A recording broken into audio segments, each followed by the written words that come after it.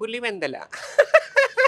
ఎందుకంటే పోయినసారి నేనెక్కడైతే అడుగు పెడతానో నాకు గోల్డెన్ లెగ్ అండి.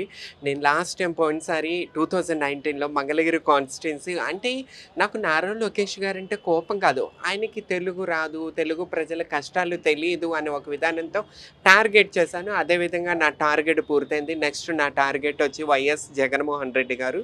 సో, పులివెందుల నుంచి పోటీ చేయాలని చెప్పి ఈ అరాచక ప్రభుత్వాన్ని అణిచివేయాలి అని చెప్పి దుర్గమ్మ ఆశీస్సులు తీసుకుని విజయవాడ దుర్గమ్మ రూపాన్ని తీసుకుని నేను ముందుకొస్తున్నాను. పోయినసారి నేను జనసేనకి ప్రచారం సందుకెళ్ళి వీధి వీధికెళ్ళి ప్రచారం చేశాను.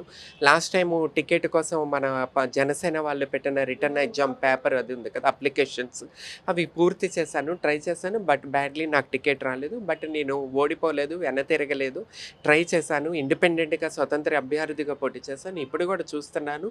పిలిచి నన్ను ఆదరిస్తే పోటీ చేస్తాను, లేదంటే ఇండిపెండెంట్గా అయినా ముందుకెళ్తాను.